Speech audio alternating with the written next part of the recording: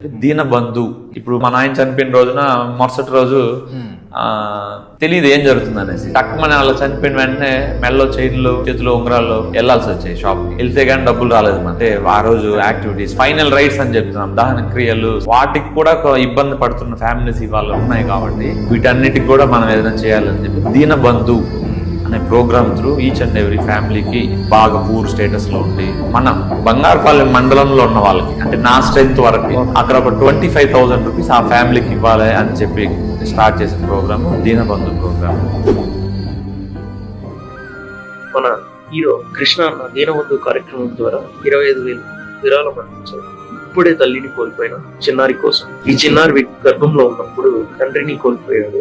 6 నెలల క్రితం ఒక్కతైన అవ్వని కోల్పోయాడు. ఇవాళ తల్లిని కూడా కోల్పోయాడు. విషేదకరమైన విషయం తెలియగానే కృష్ణ వెంటనే స్పందించి సాయం చేస్తానని హామీ ఇచ్చాడు. ఆ హామీని వెంటనే నెరవేర్చాడు. దీనబంధు ద్వారా ఈ సాయాన్ని అందించాడు.